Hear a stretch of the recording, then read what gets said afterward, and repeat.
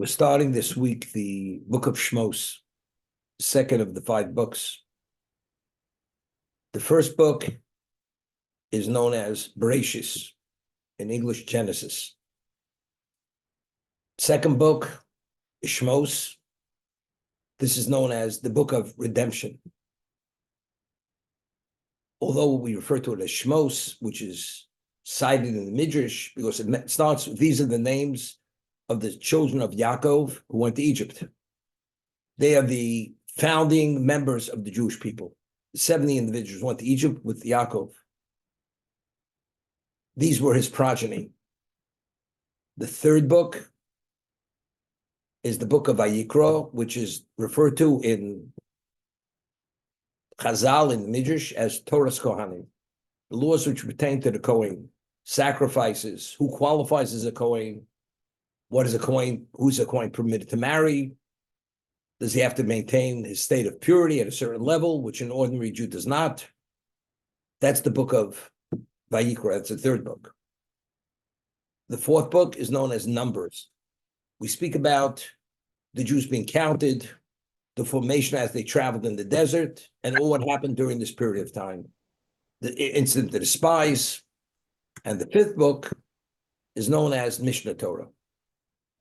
Moshe passes away, and before he passes away, he reviews everything that transpired over the 40-year period, reviews all the mitzvos. A number of commandments are mentioned, which weren't mentioned, but the vast majority were mentioned before in the Torah. That's the fifth book. So each book, the way they're referred to, is based on content. Genesis, redemption, laws of Kohanim, Numbers, how they were counted, when they were counted, formation. The fifth book, Mishnah Torah, the repetition of the Torah. Okay? And that's the way Ramban, Nachmanides, identifies each book based on its content. Although it's 1 through 5, but the way they're identified is based on content. The Bahag, which is an acronym for Bal HaLochos Gadol, he was a codifier. He refers to the first book as Genesis, and the second book as the second book. And the others, third, fourth, and fifth, identically based on content. So the Netziv, who's known as Rav Naftali Yehuda Berlin, who was the Rosh Yeshiva of Volozhin, asks a question. If you want to identify the book by its number, in terms of sequential number, as the second book is refers as the second, he should refer to as the first as 1, 2, 3, 4 through 5. And if he's referring to 1 based on content, and 3 and 4 and 5 based on content, he's referred to the second book based on content. So why does he refer to the second book as book 2, not the book of redemption, if that's in essence what it discusses? The redemption of Jewish people and nationhood. We became a Jewish people during the second book. That's the question the Netziv asks on the Bahag. So he says something very simple. If you study each one of the books, what's the first book? Creation of the world, the great flood, the dispersion of the families, the patriarchs, the Jewish people. Then we went to Egypt. Yaakov's family went to Egypt. The bondage started. There was a famine. There was a famine. We spent so many years there. We went to Sinai. We became God's chosen people. So all the events in book number 1, which is creation, God wanted to create a world. But what was the objective of that creation? What was the purpose of that creation? God is a creator. He doesn't have to consult with us why he's creating. He's a creator. He wanted to create. He wanted to give people opportunity, make choices. Most failed. There was a great flood. God destroyed the world. They made a Tower of Babel to rebel against him. He disperses them. Sodom and Gomorrah, they're evil, cosmic destructions. He wipes them off the face of the earth. There's not a trace of their original existence. And we go from one thing to another. The wars, the 4 kings, the 5 kings, the global battles. And we speak about the generations, how they proliferated, and so on and so forth. Okay? But it's unrelated to book 2. Book 2, There was a family went into bondage. They were special, they were redeemed, and they were worthy to become God's people. But if you refer to book one as Genesis, and the second book as the second book, that's the second chapter. What does that say? This is the second chapter of book one, meaning the objective of creation is the sequel, is book two. Otherwise, you look at each one independent.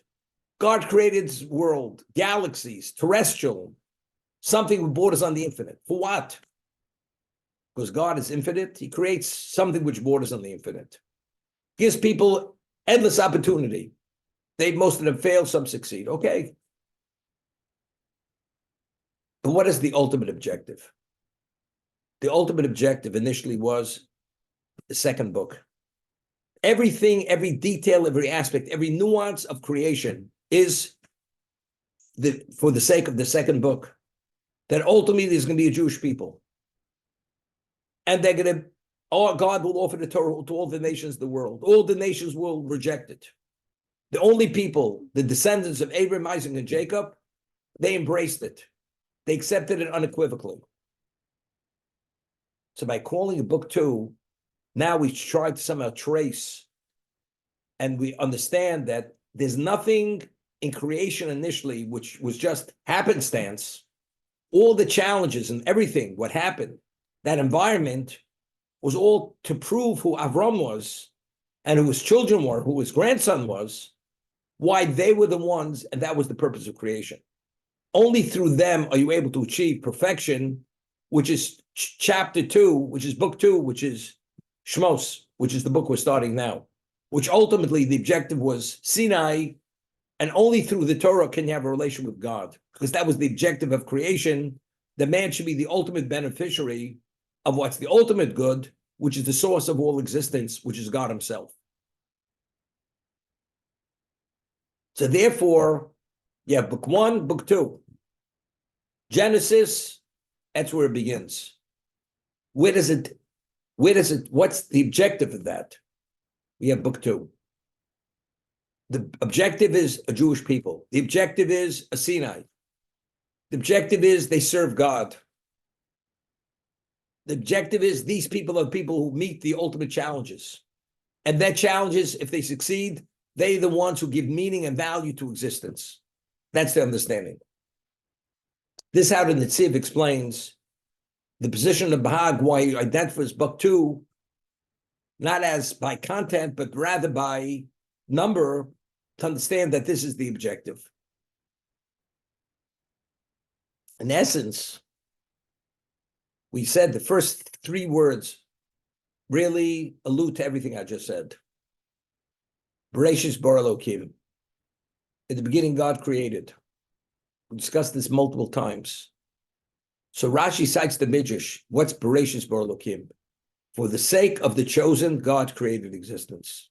Who are the chosen? The Jewish people.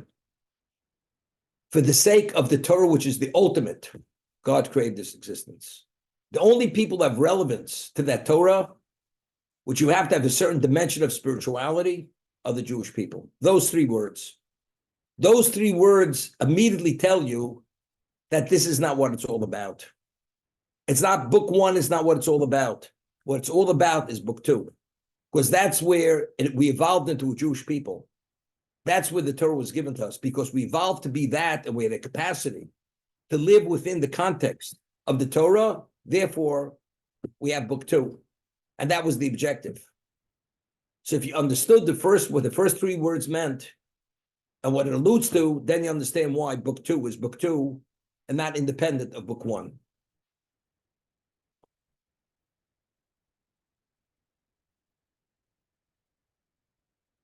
You know, it's interesting. I tell you something. I said, there are certain numbers. Just remember these numbers. Especially some people, they could say 15 numbers backwards after you've said them forwards. But remember these numbers, very important numbers.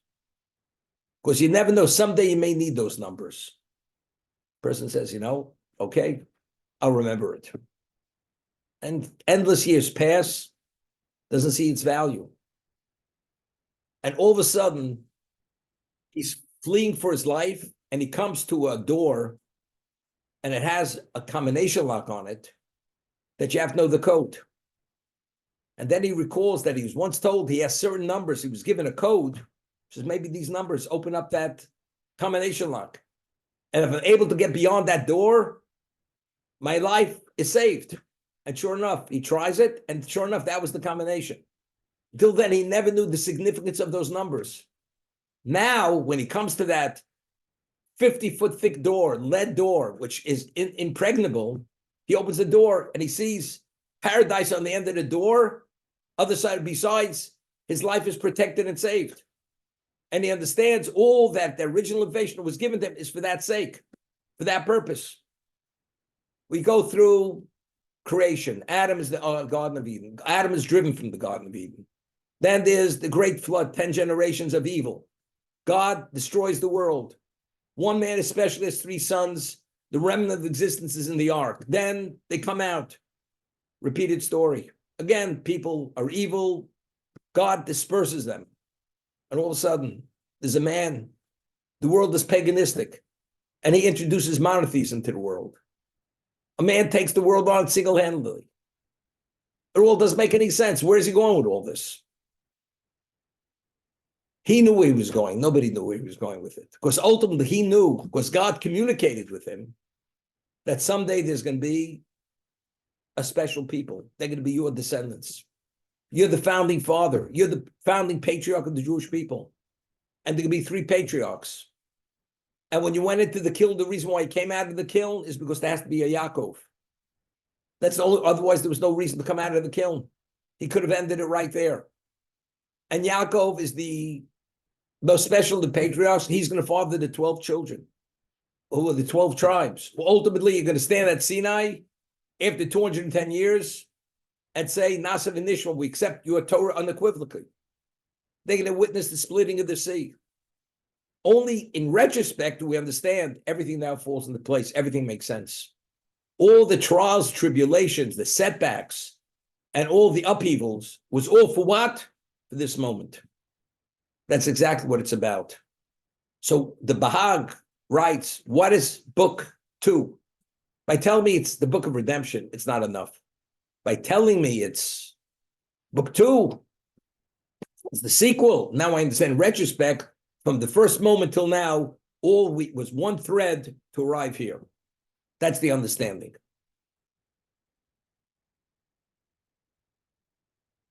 There's a verse in Koheles, Ecclesiastes, where Shlomo Melech, the wisest man who ever lived, says, God made Adam Yashor.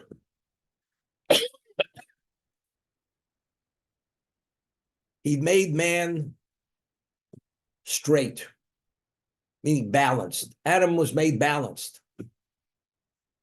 Ubikshu chishbonus rabos. And he sought to make all kinds of computations.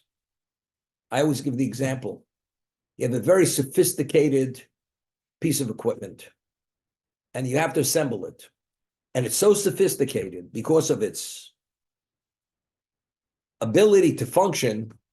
You have to, a special manual was published to be able to put this system together. That's how sophisticated it is. This person believes he's a smart person, very intelligent. He could put it together without following without the manual, without the instruction. He puts it together, malfunctions. Well, I thought I don't need the manual. You're given a manual for a purpose. Just follow the instructions. What happens? Not only doesn't it function, he actually damaged the system because he didn't put it together right. God created a system. God says, you want the system to work perfectly, that you should be able to extend it for all eternity, just follow the system. Follow the manual. Don't eat of the tree of knowledge because it represents evil. And if you allow evil to be integrated to your being, the world goes topsy-turvy. You can upend the world. Adam says, you know something? I'll do it, and despite that, I'll be that great servant of God. God says, I'm not looking for heroes. Do it the way I'm telling you. You do it the way I'm telling you, you maintain the balance. Don't allow that evil to infiltrate into your being. Because once you become addicted to that evil, it's over. You become disenfranchised. Adam says, I'll do it. I'll take my chances. What happened? He ate. The world was compromised, taken down. He was driven out of Garden of Eden. God says, who you were supposed to be, you're no longer going to be that. It's up for grabs for the best man, so to say, in the future. Who was the founding father of Odom? Avram Avinu. Abraham, the founding patriarch. The Jewish people at Sinai assumed that categorization of Odom. But what was Odom initially? He was Yosher. He was straight because he sought out all kinds of computations, and he knew it better. He somehow destroyed himself. That he can't go back. He's not qualified any longer. Now, the Midrash tells us at the beginning of Shemos, in whose merit did we merit redemption from Egypt? It was the merit of Yaakov. Yaakov. Who was Yaakov? Yaakov was the most special of the patriarchs. When the Torah depicts and characterizes Yaakov, how is he depicted and characterized? In contrast to Esav. Esav is the man of the field, he's the hunter. Yaakov is Ishtam Yoshev V'Holim. He's the perfect man who dwells in the tent. What's the tent? The tent of Torah. He was a personification of Torah. That's what he is. What is Torah? David Bell says Torah is Hashem Temima. It's perfect. He engaged in what's perfect. And that's what he gravitated to. Because he was straight. But you don't have all the glory. You don't have all what we call the glitz. You don't have the inflation of the ego. You don't have the me. It's all subservience. It's recognizing who God is and who you're not. That's exactly who Yaakov was. Yaakov had the quality of Yosher. He was, of all the patriarchs who were classified as Yosher, they were straight thinkers. They saw it the way it was. There's a story I once heard many years ago from Rav Gifter, Zecher Tzadik Levrocha, and the story they said over in Europe. He was an American, studied in Europe in the 30s, early 30s, late 20s. And this person was a curator of one of the leading museums in Europe. And he was invited to a private gallery of a very wealthy Jew who had the collection of all the masters. And in Yiddish, sour cream is called smetna. Smetna, sour cream. See, afterwards they're walking down this gallery of masters, and he says, the one who's hosting this curator, he says, and he was a Jewish person, he spoke Yiddish. So he says, so what do you think about this Rembrandt? He says, it looks like smetna, looks like sour cream. He thought maybe somehow he put some kind of something in his food. If this man is not thinking straight. Takes him to the Van Gogh, looks like sour cream, smetna. Takes him to the Picasso, smetna. Everything's sour cream. He says, there's something wrong here. He says, do me a favor. Let me take a look at your glasses. Takes his glasses. He sees it's coated with sour cream. He goes and he calls his butler. He says, do me a favor, clean the man's glasses. Puts on the glasses, takes him again, walks down the gallery of the hallway of masters, looks at it. The man's amazed. He sees genius that he never saw before. What happened before? His vision was distorted because it was covered with sour cream.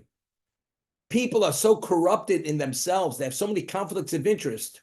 You could show them that they don't see the forest from the trees because they're not straight. They're unbalanced. When a person's not balanced, everything is seen through a distorted lens. That's what it is. Adam, when he ate of the tree of knowledge, he distorted his lens because he allowed the evil to be integrated in his being. Therefore, that characteristic of Yosher, to see it straight as it is, he lost that ability to make that evaluation, to notice and to make that discernment. Therefore, everything was tainted with this evil as a result of integrating the evil of the tree of knowledge within his being. Avraham was the first one. He had so many questions, and he couldn't swallow, he couldn't accept the falsehood of existence. And he asked questions. His first question is, this magnificent creation, which borders on the infinite, who's the master? And he entered into dialogues with all the greatest theologians of the generation of his time, and he wasn't happy with the answers. He wasn't satisfied. And until he had the right answer, he wasn't going to accept. Until God himself came to him, he says, Ani balabira, I am the master of this citadel. I am the master of this creation. This is what Avram became the founding father of the Jewish people, because he's the first person who came through his own initiative, came upon the truth of God himself. Yaakov developed and perfected that. Yaakov Ishtam Yoshev Olim. He's the man of the Torah. Torah is Hashem Temima. The Torah is perfect. The Torah is God's wisdom. When you study Torah, you see through God's lens. When you see through God's lens, you see beyond 2020. It's perfect vision, balanced as you're supposed to. You know, it says we read in Pirkei Avos, the world stands on three principles. Torah, Avodah, Gemil, Tzavsodim. The study of Torah, the service of God, and the acts of loving kindness. The three. So I once shared, many years ago, I said a share at Thompson Medical, known as Slim Fast eventually. So the president of Thompson Medical, his name was Ed Steinberg. Ed Steinberg was a brother-in-law of the one who owned the company. He was a brother-in-law of Danny Abraham. And Ed Steinberg was a doctorate in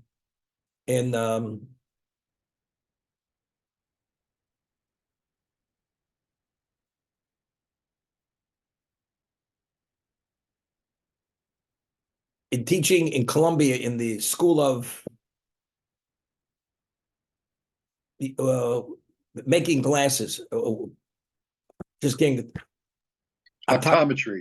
Optometry. He was a professor of optometry at Columbia University. He had a doctorate in optometry. He taught it. His brother took him on as the president. So he no longer taught optometry.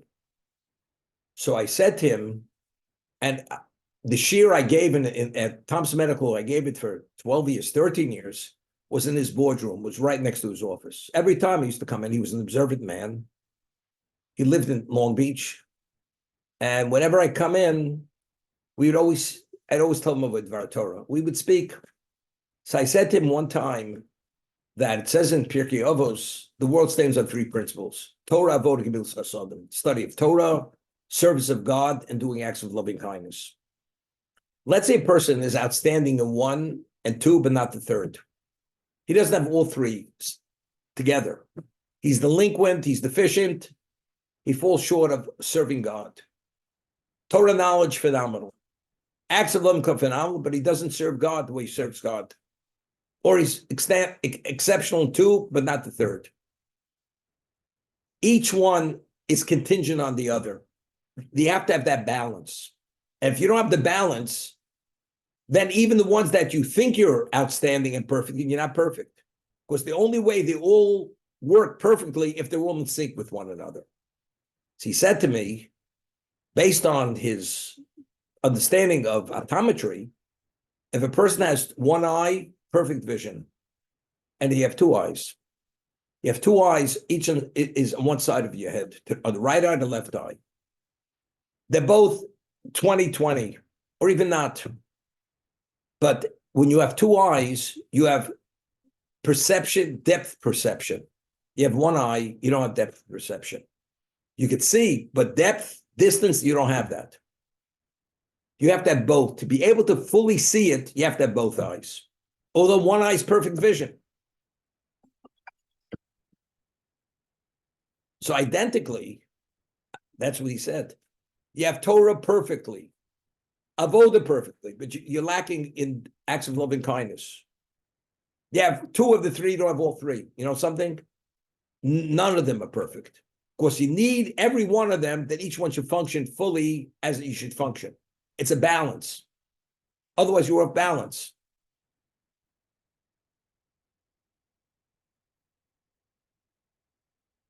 To be yosher, to be able to see it straight, not to be in that, to have that distorted lens. You have to be Yaakov. Yaakov is Ishtam Yoshev Olim. He's the man of Torah. He personified that. He was able to see through God's lens. This is the Talmud tells us. The only antidote to the evil inclination is what? Is the Torah itself. That's when you see through that divine lens. Otherwise, it's all distorted. Because the evil inclination continually whispers in your ear and tries to sell you a bill of goods, and is convincing beyond anything. There's no better salesman than the evil inclination. And he never took any course in salesmanship, but he could run rings around every one of us. But if you have the Torah, which is the illuminator, it's Torah or, then you have, because then you see through the divine, see through God's eyes. That's Adam. Therefore, because when we received the Torah at Sinai, every Jew received this portion of Torah, every Jew has relevance to that Yashar. We were reinstated as Adam, the man who is able to make those choices, because only we have the capacity for that. So what is Shemos? What is the book of redemption? All the trails, all the challenges, all the incidents, and the history of Genesis, every one of them, was that there should be a book 2. Sefer Sheni, the book 2 is Shemos. It all should lead up that Adam, that representation be reestablished and recreated. And that happened at Sinai. That's the understanding of the Bahag, of the Balochas Dolos, why the book of redemption is called book 2. Because the purpose and the objective of that was that Adam's mistake, where he went off the cliff, so to say, was corrected and reestablished, and therefore we are the what? We are the Yosher. And it says explicitly in the Midrash, why did the Jews merit redemption? Because we had the innate characteristic of Yesharim. We are the Yesharim. We walk that straight path.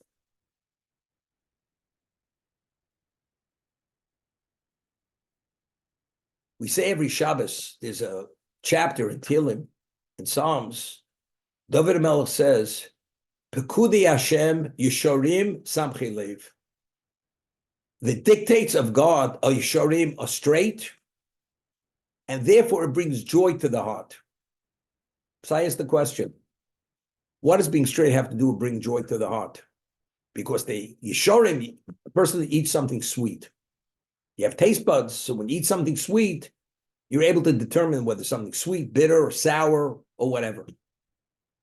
But because the Yesharim, therefore it brings joy to the heart.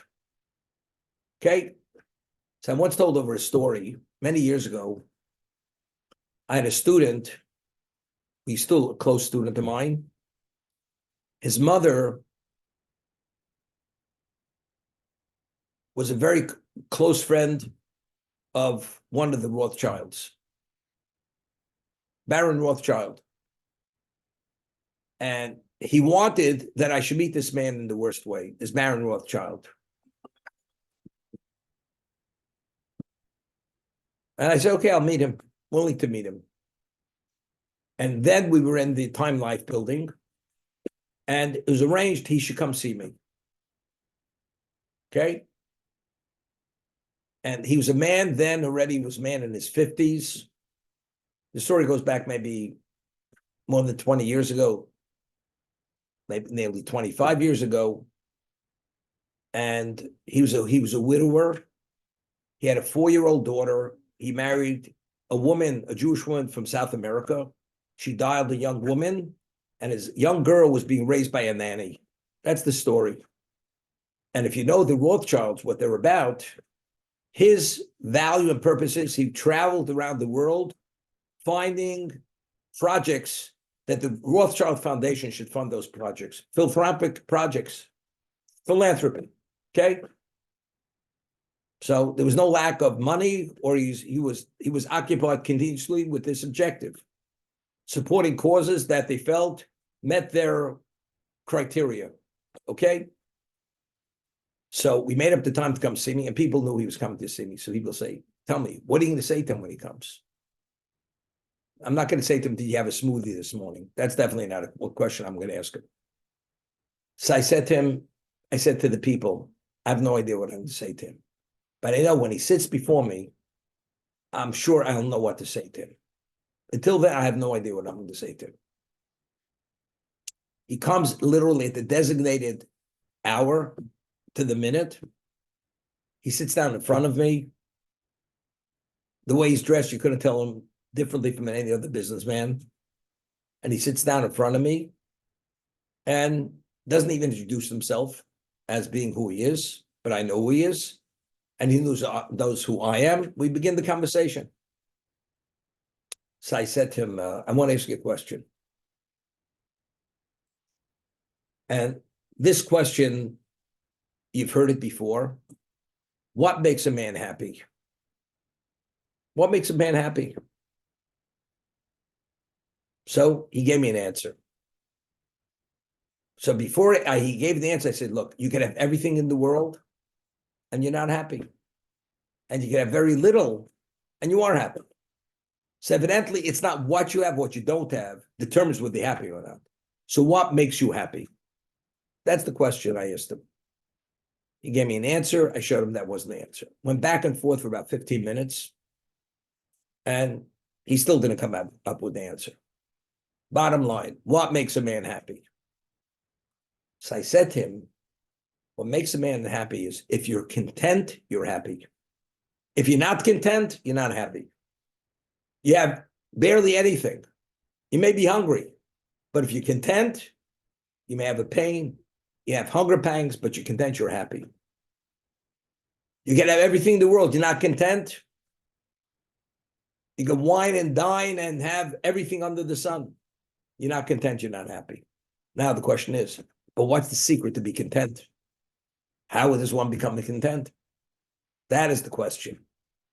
So I said to him, if you're able to determine the innate value of your life, and you come upon that, upon your purpose, and you address that purpose, which is the core of your being, you're going to be content.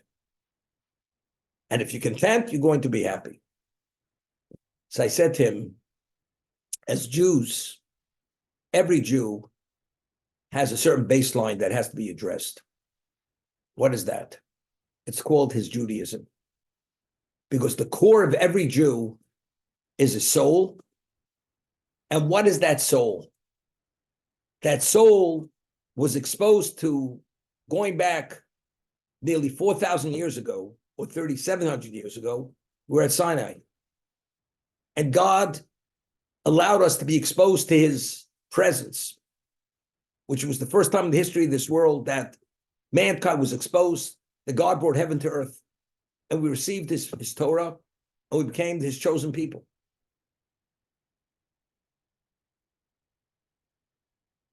That is the core of every Jew. Every Jew needs baseline Judaism, which is called observance of the commandments and the study of his Torah. That's baseline Judaism. If you have that, you're addressing your core. Now, what is the core of a Jew? You know what the core of a Jew is? Yeshorim. The soul of a Jew is balanced. The only nourishment which will make that soul content is if the nourishment is Yeshorim, has that same profile. It's balanced. So King David says in Psalms, Pekudei Hashem Yeshorim, because the dictates of God are balanced. Therefore, it's M'samchei Lev. Therefore, it brings joy to the heart of the Jew. Because what is the essence of the Jew? The essence of the Jew is Yeshorim, is Yosher. That's why it brings joy. A non-Jew studies Torah, it does nothing. Maybe intellectualism, and maybe something which is one of a kind of experience, intellectually speaking, but it's not the core of his being. The core of the Jews being is his soul, which is Adam. Adam is Yosher. We were Yosher. What does a Yosher need? You need a special kind of diet. The infusion of that nourishment has to be Yosher infusion. That's Torah. And that's what David says. What brings joy to the Jew? Since the dictates of God are Yesharim, because the dictates of God who's Yosher, Tov Yosher, he's good and he's Yosher. Therefore, when we imbibe it, when we absorb it, when we're infused with it, we're content. That brings happiness. This was the core of our discussion. Did he fully get it? No. But did he understand that the only thing that brings happiness is being content? That he understood. Yaakov himself was the ultimate in this innate quality, because Yaakov himself developed himself as he personified Torah. Torah is Yesharim. Yaakov was Yosher. In the merit of Yaakov, we merited redemption. Because you need that innate characteristic to stand at Sinai, to receive the Torah, which was the ultimate objective of creation, which is that purpose.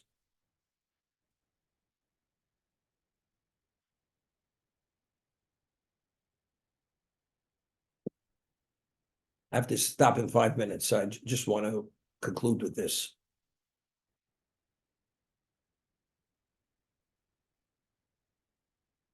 Last week's reading, the parsha is referred to as Parsha Stuma. It's a sealed portion. Why is it called a sealed portion? Because when Yaakov passed away, Nistamu Einem v'libum shel Yishem ne'ashibud. The eyes and the hearts of the Jews started to shut down. They were compromised because of the bondage of Egypt. Until Yaakov passed away, his representation of spirituality was so overwhelming, it deflected all the negative influences of Egypt. Meaning, I'm not talking about the physical bondage. The physical bondage didn't start till that whole generation passed away of the 70 individuals who came to Egypt. But as long as Yaakov was alive, he generated a level of holiness. Although physically we're in Egypt, Egypt did not affect us. Even at the most subliminal level, we were not compromised. Yaakov raised 11 of his 12 children in Choran, in Lovan. What kind of community was that? It was a community that was rife with idolatry, murder, incest, adultery, the antithesis of holiness, of spirituality. Yet Yaakov was able to raise such a family there. And that's what he said to Esau. Im Lovan garti tagmin shamarti. I sojourned with Esau. But I observed the 613 precepts. Lulamati mi massive heroim, and I didn't learn from his evil ways. I was not influenced. Yaakov was such a bastion of holiness. He deflected anything negative. That's what Yaakov provided for his children in Egypt. When he passed away, the erosion started. The spiritual erosion started.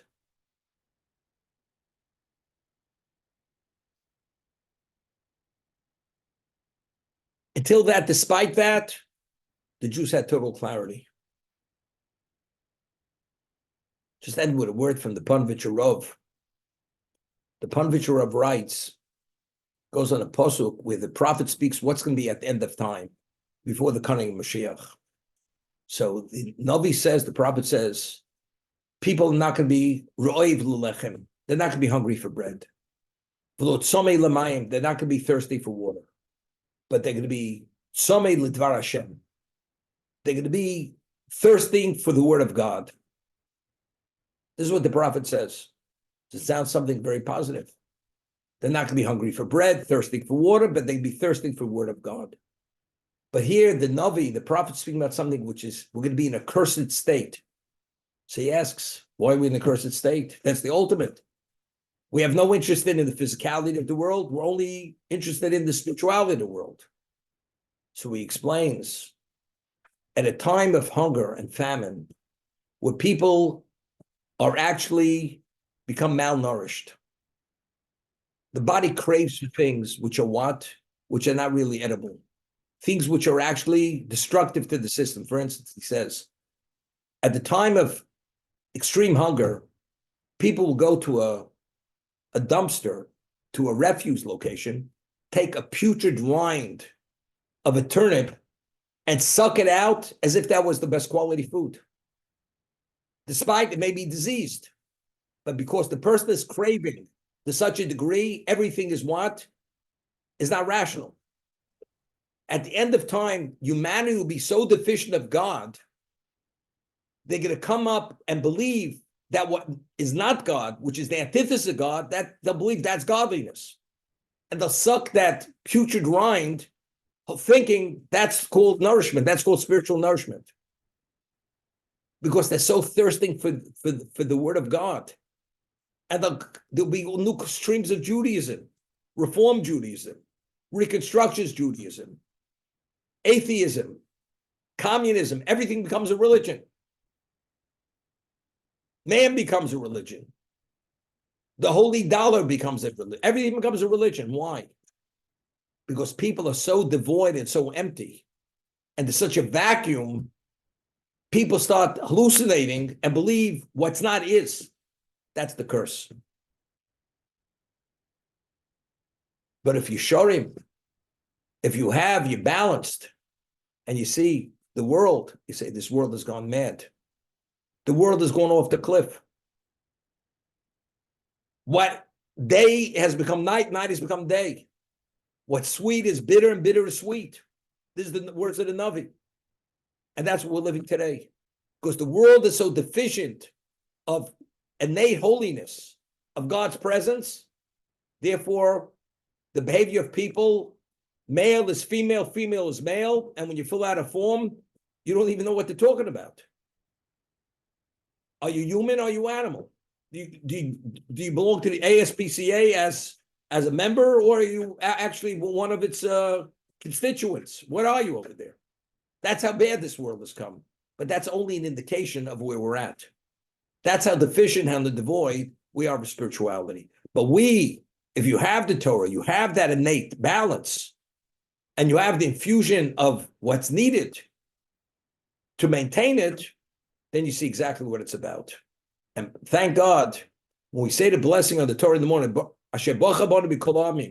He chose us of all nations. He gave us His Torah, which is the ultimate antidote. Then that maintains our balance. That's Kudi Hashem Yishorim. The dictates of God are balanced and straight, therefore brings joy to the heart. That's what truly gives the Jew his level of contentment. To be continued. I'm sorry I have to run today. Next week we'll make it up. Be well.